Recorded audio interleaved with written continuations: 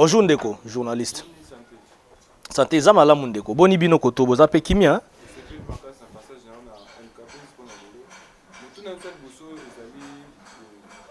L'union sacrée, comme quitter. Pour la présence de FCC Mosaïque, et que ça des ordres, qui pas capable, on va créer sur ça la carte de l'union sacrée. Et ça c'est qui ça m'a cassé parce que au début de la vie il faut qu'on soit responsable. Babiso yo tozana bana tozana mabota tangu to ndimaki mbela ya tata mokonzi poto kende na union sacrée bakangaki biso na matoi te bandi ko benda biso matoi lokola bana mike bakangaki biso singa na kingo te lokola tokangaka bambwa bakangaki biso na maboko te babeti biso ba fimbu lokola bana mike oyo bazo tinda ba kende kelasi bazo boya ko kende kelasi tokendaki biso moko na volonté na biso tangu tata mokonzi abande ko sala ba consultation na ye a consulta ki batu nyonso alobaki aza maboko pelele pona intérêt ya ekolo ezala songolo to pakala kuna eza likambo ya couleur politique te oyo alingi ko adhérer na vision ya sika ya large majorité vision ya intérêt ya peuple congolais après avoir kosa la fissure à Salakina FCC ya Ndeko Kabila sénateur à vie autopé Simbote Sika Zali il fallait que tata mokonza créer classe ya sika ya politique mais classe ya sika politique wane lingi koloba te il fallait qu'il a exclure bato mosusu te tata mokonza zaki na posa ya bato nyonso mais kasi bato wana ne ba adhérer kaka na vision na ye pa ne komona kena FCC o ya kala vision na ye ba ne kozala exécuter comme il faut te pourquoi ya kopesa mbela alobi likam ndenge il faut salama mais okomona bango bazo boudé bato misu bazo salama kam na ndenge na bango sous prétexte que autorité morale ndeko sénateur à vie ndaba na yiko sala ete bango ba koka ko répondre na ba prérogative to pe na mbela ya tata mokonzi te oh to landeli pe bien zela ndeko pardon c'est important zela pardon zela na ebité tika na sisa pardon tika na sisa oh tata mokonzi Joseph Kabila pe biso pe to se renseigner qui malgré to dinga koloba na télévision te tu as qu'on se rendre compte que yanga ni te yanga ni avani na bien batika ekimia na mama Olive aza jeune aza na bana na ya sala vie na ye tata mokonzi Joseph Kabila ba kotaki na makam na bango te bango nezali ete balinga kaka bazala na kati ya politique ya omoni bazokosela kai makamo ndire ye mutande kotinda ba basala buzo bana ya koboyaka bokonzi ya tata mokonzi Félix Tshisekedi sénateur aviangani ezaka ye te biso to se renseigner alors soki mutu lelo alungwe union sacrée kaka ndenga yaki ndenga alungwe sikoyo biso to kende kozwe na makasi tozongisa ye te to yaki na union sacrée zaki pona vision mutu amoni kasoko ka isusu kokota na kati ya vision ya malamu te ya intérêt mboka amoni ayaki pona poste amoni ayaki po bacha mutu na ye na seni amoni ayaki po basa soki eloko boye basali yango te amoni ayaki azo se retrouver te peut-être na bintérêt na ye ndenge ya ndeko kanisela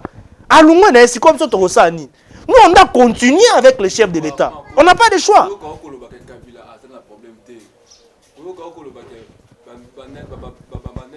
président actuel bâton sur la roue. C'est que ça bin on dit ICC parti politique CCI na parti politique nous sommes des bosangana qui vont bloquer pouvoir en place. Non. Pouvoir ba bloquer yango te pouvoir ba zwaka yango. Non. C'est là. Non. Pouvoir ba bloquer te. Pouvoir ba zwaka yango.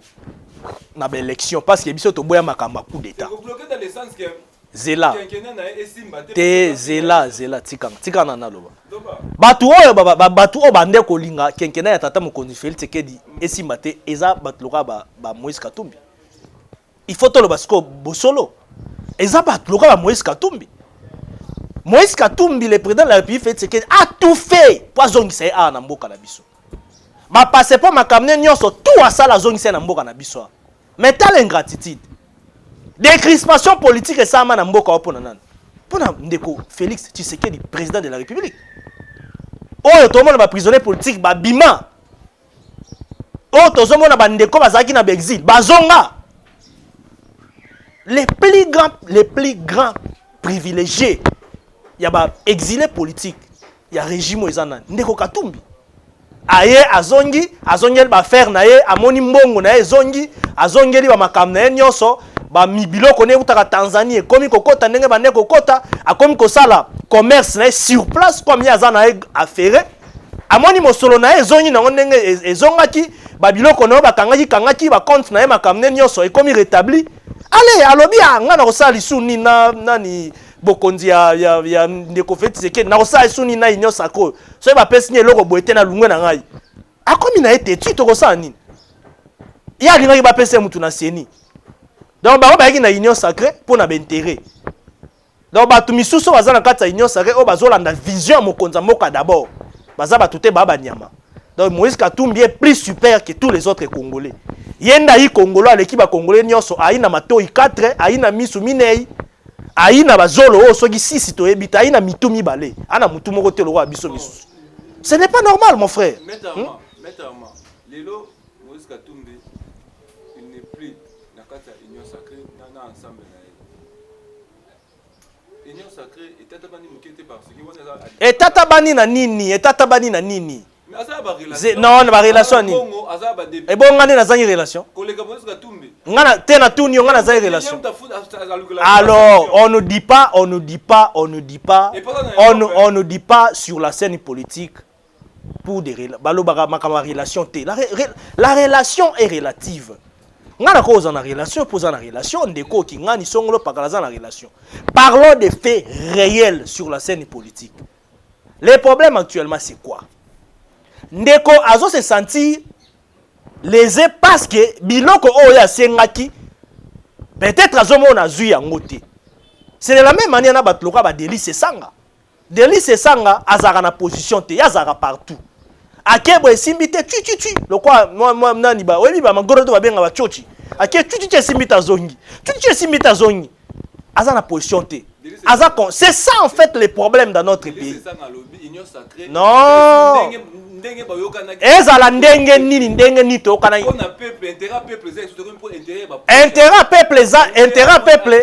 intérêt peuple ezalité yango wana IGF azosa musala zo combattre hémorragie financière.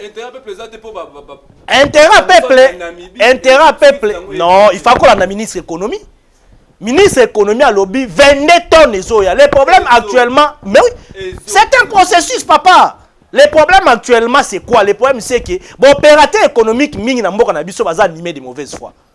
Soki ba bête ba sanction et comment oh boy baza animé de mauvaise foi. Mais ministre économique to uta kolanda masolo basolaki baza sur la table na ba opérateur économique nyonso na fek bazui déjà ba compromis. À très bientôt 22 tonnes ya ba chenchar ya ba poisson ezoya. À part ça ba tonne misusu ya ba bilo misusu pe ekokota. Baton ya ba nyama ya ba mbisi misusu ezo uta ekoya. C'est-à-dire tous en a patience. Papa na ngai, même Chine comme Chine et salama na baton magique temba moko na une année 2 ans. À l'époque où Mao Tse-tung aya kota na pouvoir. Air général Chiang Kai-shek a lungwe na pouvoir atikeli Mao Tse-tung pouvoir. Mao Tse-tung a joie demi-siècle, 50 ans.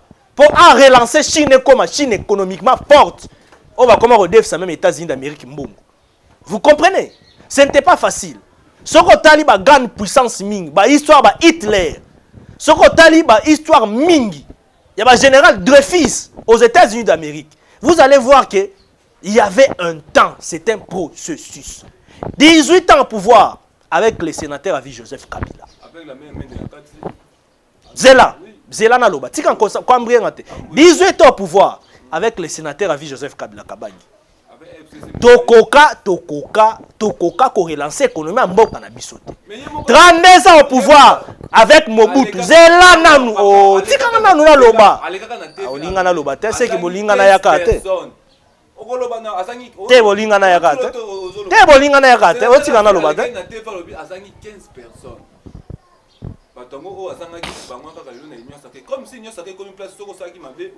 Non, ce n'est pas ça. C'est quoi alors? Le problème de l'union sacrée, c'est d'abord adhérer à la vision du chef d'État. Oko kozala songolo ki ngani to pakala.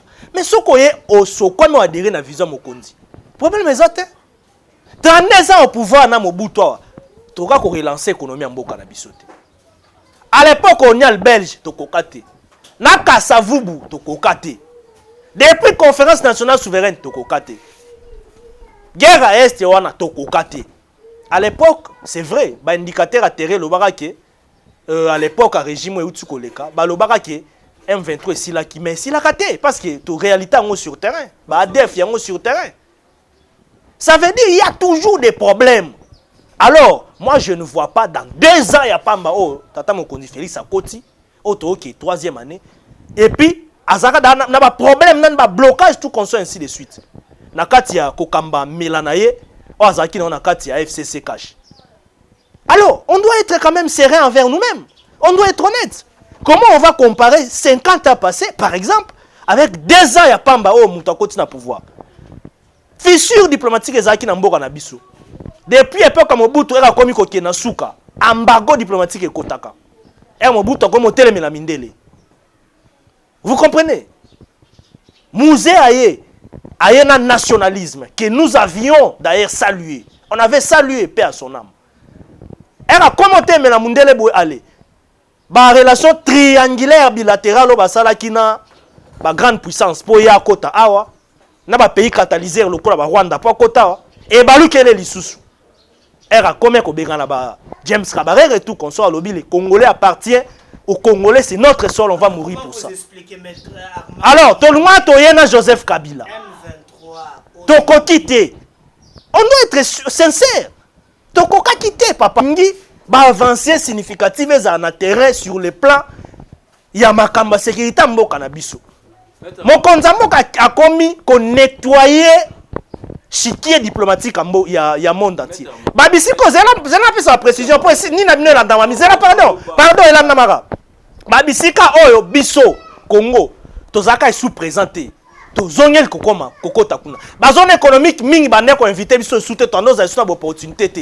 Tozongeli représentativité na biso na kati. Na ba assise ya makasi ya monde sur le plan diplomatique. O tonne ko ke soute ba mikili mingi occident tout consort. Ba opération sud-sud, est-ouest. Bazaki suna confiance na biso te. Bazongi seli biso confiance na komi kozonga. Na nini na diplomatie agissante ya tata Mokonzi Félix Tshisekedi. Alors, faisabilité diplomatique et ya kana deuxième plan. Tozaka na 3 phases. La diplomatie a 3 phases. Phase à liboso ezalaka partenariat. Ya mi baleza ka négociation de contrat. Ya mi sa tezaka faisabilité. Na kata faisabilité tozaka na projet linéaire. Projet linéaire ndezalaka table na mbongo. Budget, makambu, financement, besoin qui ainsi de suite. Na litomba oyo kote la peuple congolais. Ezate kamba mo mutu koma kenda ki voyage. Ayel bino mosolo. Ayel bino mosolo. Mbala moko makambu fait changer maman. Mais non, papa. Et mukonza moko ke par exemple, zela ke par exemple en Allemagne. Ayel biso partenariat ya makambu ya relance. Ya Inga D, ya projet Inga D. Ayel biso projet ya réhabilitation ya Inga 1. Projet ya création ya Kakobola. Nyonso wana électrification. Il y a une zone est, ouest, il y a mboka na biso. Nyon so neza litomba te. Oui, combien congolais bazwa musala? Atana kitasa tozu musala te. Na bomba bazwa musala. Matadi bato bazwa musala. Oyoki ngai na bandundu bato bazwa musala. Toko couvrir 2 quarts d'Afrique. Na financement o wane o Allemagne il y a 14 milliards de dollars américains pour na ko relancer ba barrage na biso. Vous comprenez? 2 quarts wana o toko couvrir na Afrique. Mo solane okota na kesa mboka.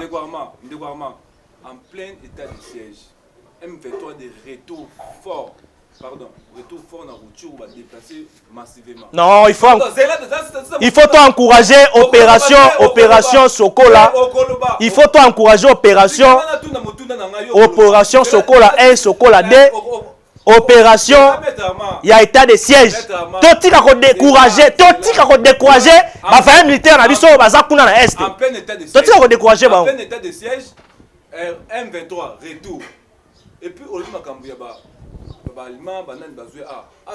avec quel climat des affaires mais effectivement le climat des affaires c'est traite, ça se négocie. Il faudrait d'abord na mboka na bino ba sentir que réellement na mboka na bino bo respecter mibeko ya liboso ya mibale il faut ouverture ya opportunité zala mokonzi mboka azokende pasela ayokende par exemple na États-Unis d'Amérique apo bakuta na Christine Lagarde mokonzi ya FMI baoctroye biso 1 milliard 300 millions de dollars américains pour la makambu ya infrastructure zela papa Air Banque mondiale azopesa biso 50 millions de dollars américains pour te relancer système ya chemin de fer na biso. Oso comprendre. Président de la République azoke na sommet France-Afrique pour na relancer l'économie africaine. O azalaki kuna na ndeko Macron. Pour na kotala ndenge ni COVID-19 bakoki ba mikilo eza na mosolo mingi bakoki ko assister ba grande puissance. Tata mokonza memi susu mosolo. Era uti okende ana COP 26. Ameme libiso 50 millions de dollars américains. Na ki batu biso ona eza muke bona ka tozoka combien? Bassin du fleuve Congo mboka na biso ekomi considéré sur le plan d'exploitation. C'est ça le terme. Parce qu'à l'époque tozaki sous présenté naba masolo e bande osama. Même si on partait mais tozaki considéré té. Tata mokonza ke Israël, batu azoloba oh ezaka rapona ba chrétien mais non. En dehors ya makambo wana azui partenariat bilatéral en ce qui concerne les opérations militaires ya mboka na biso ba avion de guerre ekoya nyoso mais oui tout commence non bateau de pêche bateau de pêche le processus est en cours wana boyebi yango bolandaki ministre ya pêche et élevage bolandaki yango papa mais nyoso ça makana mukolo moko te billet avion et ute kokita to bandaki na projet te billet avion ute kokite bana na projet te na tuni nanu billet avion zela billet avion er kitaka et bana na projet te billet avion kitaka bana na projet te ah et bana na projet il faut qu'on dise tata mokonzi tata mokonzi alobaki ke ye moka kokita akokende Goma kenda kite retour à M23 akeko découvrir makambu ya ba magui na kati ya armée bazokosa bando kosa même ba chiffre banda kala beleko eleka a découvrir ite nous sont les ba solution retour à M23 en plein état de siège. Mais papa vous savez Herbino bozo avancer sur le plan militaire. Bangouna na bino bango pe ba sa ba stratégie. Sinon il faut encourager l'état de siège parce que je t'informe que lobby oyo tukoleka déjà ba militaire na biso ba récupérer qui déjà Ruchuru. Ils ont déjà avancé bien que à herba taka ki bango ba yeba récupérer pour ba kendene ko zo ba munitions. Il faut tous avoir information dans source. Mais oui, ils en ont besoin. Attention avec... Attention. Attention. Non, monsieur le journaliste. Attention, je te dis attention. Ngai na joie quand même opportunité na ba chance. Ya kotanga na mai o etali makambo ya opération militaire. Il faut faire beaucoup d'attention dans makambo. C'est très sensible et très tranchant. Il faut faire beaucoup attention, il faut parler avec beaucoup de réserve. Ce sont des experts militaires au Bazakuna. Alors il faut que la gouverneur militaire au installé. Et ça yote zangai. Bango ba pesi une information officielle. Nanga koya ko boyela. Non mais wana yo zolo ba selon imagination qui journaliste. C'est l'imagination qui est journaliste. Non, mais tu n'es pas expert militaire, papa. Répondez l'ennemi, cherchez l'abri. Tu n'es pas un expert en matière militaire. Oh, mais abandonner, aller chercher la munition. Finalement, on ne se fait pas comprendre. Informer. Il faut aller à l'état-major général pour obtenir l'information. Bozo zoa mingi d'informations sur les réseaux sociaux. Excusez-moi de vous dire ça. Oh, les biloko zo le biloko réseaux sociaux. Mais oui. Et puis le gouverneur militaire zo le belo mususu zo le belo mususu. To ke la nan. Na mboka ni to ke la nan. To ke la nan. Gouverneur militaire a fait son rapport mususu. Yo oyena makam mususu atolo bani. Mais moi je te donne des faits réels au gouverneur militaire azo pesa. il faut biso to dépendre de yango to tika ko intoxiquer la population. C'est ça en fait le problème. Il y a toujours bat misusu bazo intoxiquer batu kuna basala o batina message koto que état de siège et aussi maté ba longolango. Mais on est où là? On est où là? Batu nyonso oyo baza contre tata mo conflit Tshisekedi. Baza bandoki kaka ndenga loba yango. Ba wando kufa moko moko. Excusez nga na loba bon. Souci ya mboka oyo tokomi nango, il faut mboka na biso et décoller. On peut plus continuer. Nous sommes des responsables. Hein? Tozana bana, tozana mabota, tozomona ndenge mboka na biso tozo souffrir. Alors muto aye quand même na eloko ya malonga na makanisi. Eza tata mo conflit Tshisekedi. Tozomona yango, tozo sentir yango. Alors totika ko tia ba croque, totika ko tia ba intoxication, totika ko mema ba querelle inutile. Aussi longtemps tozomona ke muto na volonté azo travers quand même pour makambe kende liboso. Et ça on a bateau magique. Et ça que to lamti na tongo l'homme na pourquoi Congo changer comme le rôle la France, Congo changer comme le rôle la Chine. Mais c'est pas ça. Mais au moins lorsqu'il y a la volonté quelque part, il faut ton dimara. Ton dimi, tu fais sur la proposition. Mingi bazolo baloba ba fayulu tozo ka bazolo baloba bazolo baloba. Il y a ça député national ça la nini kuna na l'Assemblée nationale. Asara nini. Bien kazo ka pembongo na asara nini. Muzito asara nini.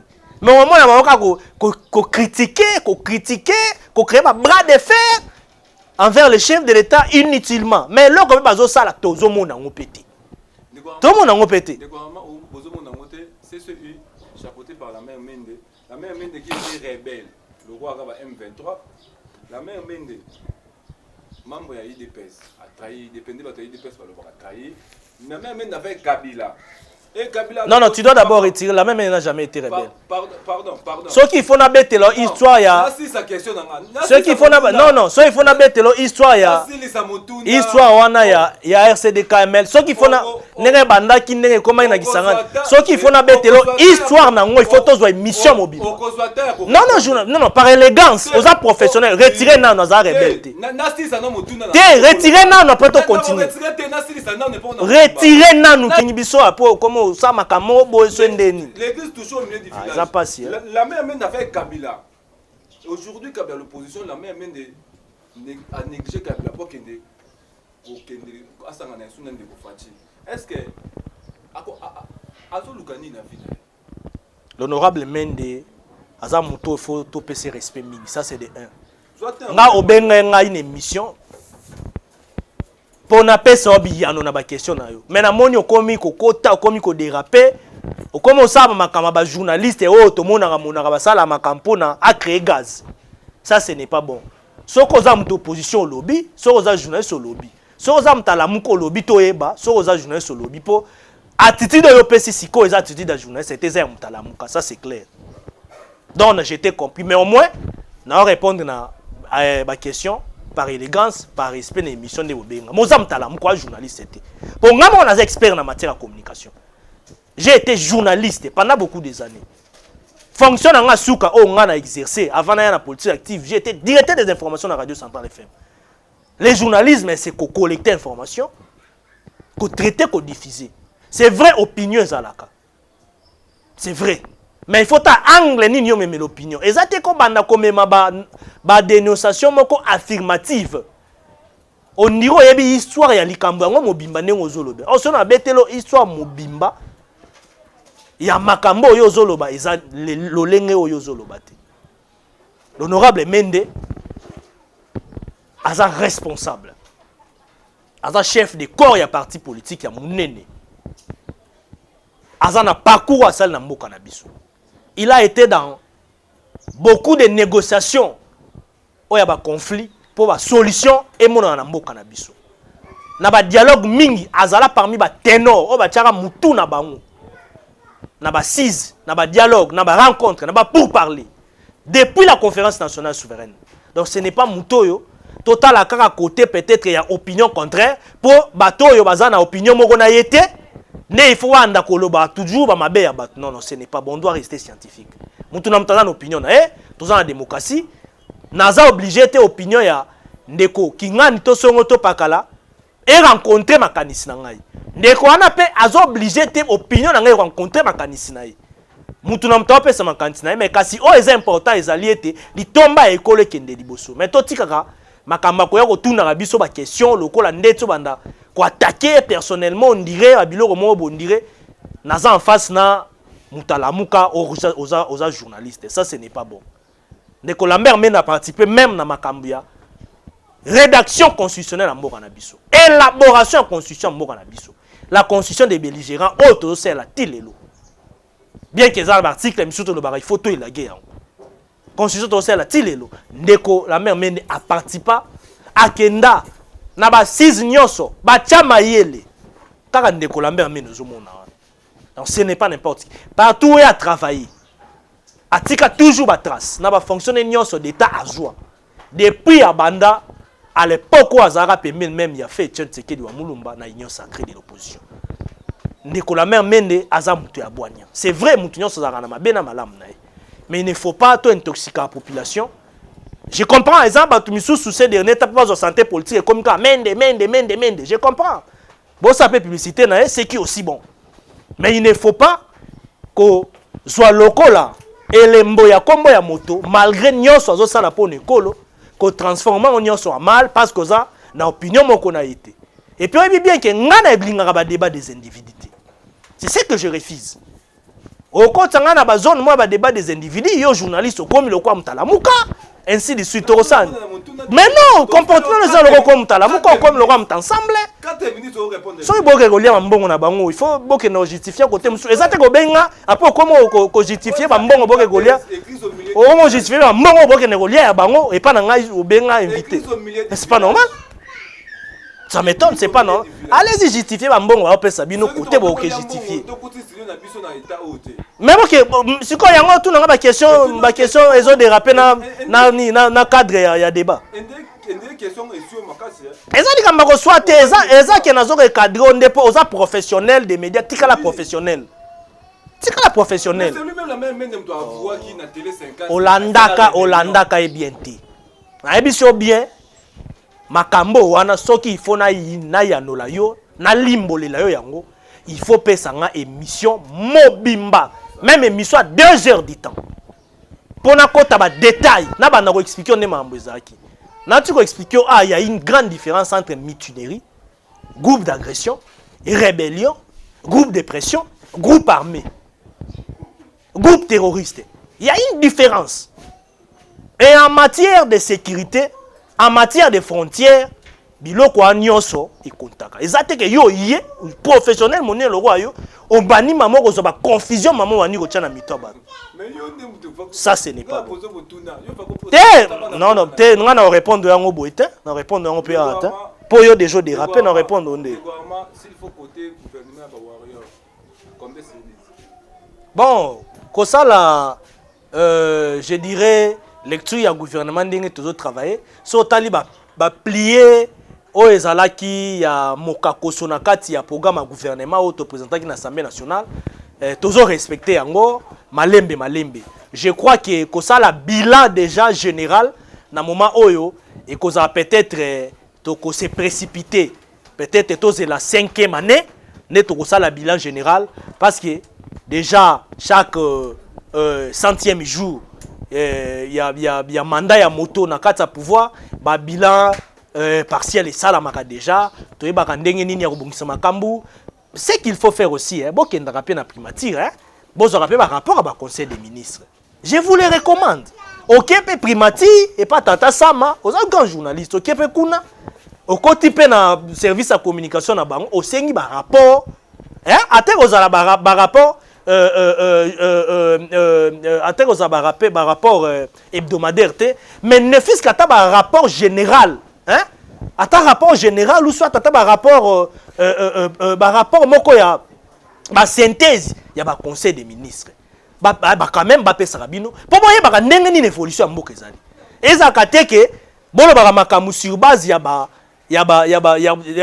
passion to pe sur base ya kanda moko boye po peut-être 50 ans passé mboka bongate mais fort ezo sala maison se sentir pensate kanda wana mba moko ale okoyo bani o bombarder makambu bani loba non c'est pas bon. OK kuno tuni ba kopesa yo à la source on va vous donner ba rapport bokotanga bokoyeba projet boye banaki boye komi boye projet boy o ezaki na kati ya programme gouvernement ibandaki boy komi boy. Par exemple, le projet sur la réhabilitation ya ba territoire à RDC. Eza projet moko ya malamu. O balobi mosolo ndambu ekokabwama na kati ba territoire nyonso. Pour na kati ba territoire, c'est ça la décentralisation administrative. Pour ba yeba kotala ndenge nini na kati ba territoire, koyeba ko décentraliser pouvoir, koyeba ko créer ba soubassement de base. Ba recette locale. Koyeba ko bongisa banzela, mais ezala kaka te ke mosolo ou kaka na pouvoir central. Mais ça moi recette moko be outi na rubrique moko bo budgétaire ba bimisi. Topé na mosolo financement moko mais ba affecter ngo na kati ya banini ya ba territoire. C'est aussi une nouvelle politique.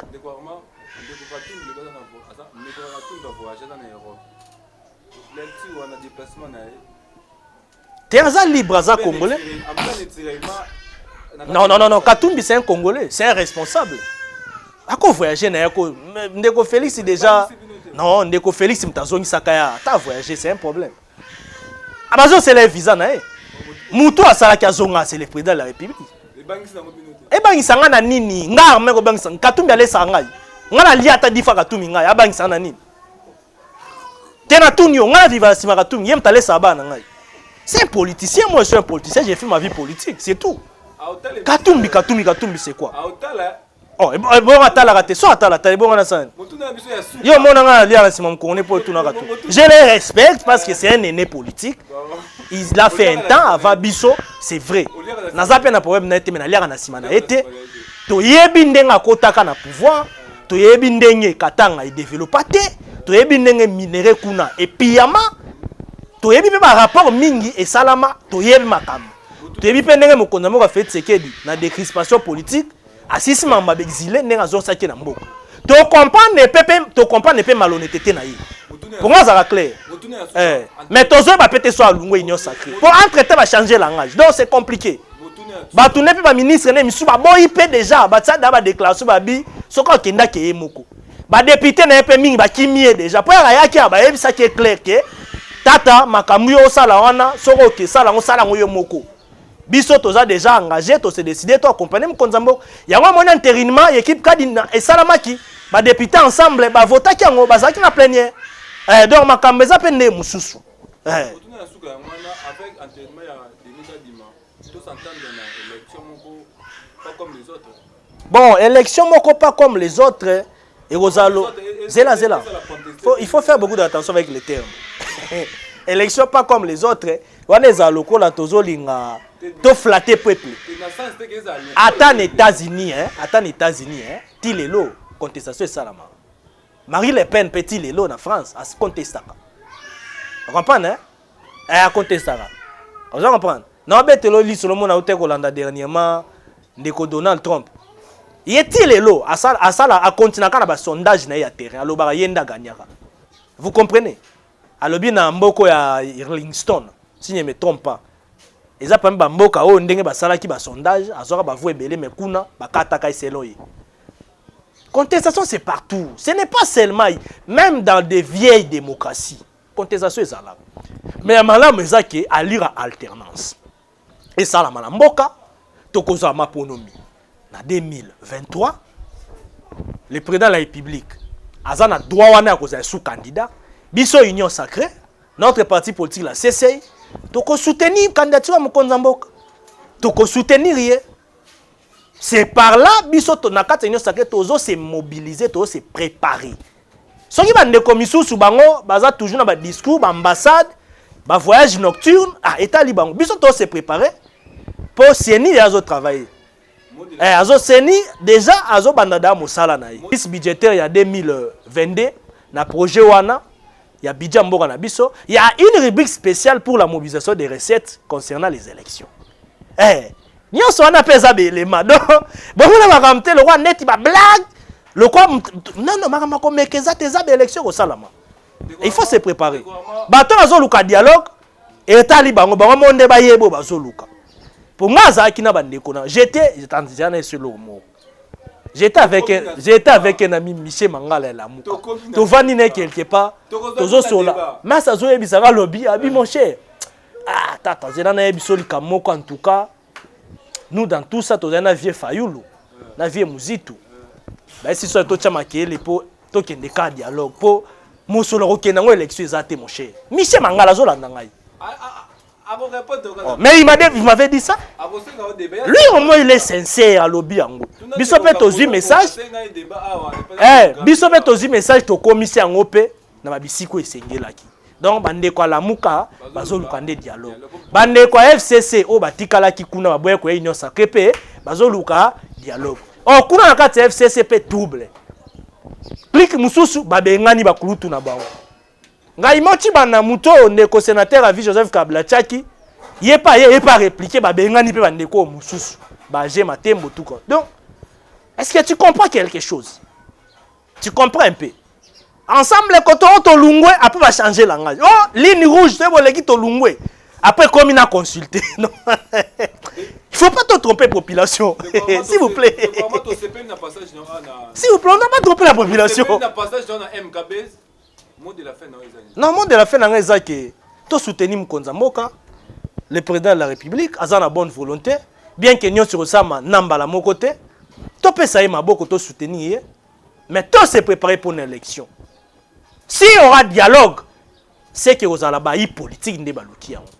Mais biso tu as prêt pour une élection, tu es biété, na nzambe oyo tata mokonzi, anguma melaka na se, ma bolongo na ya tchaka na se, tokolonga.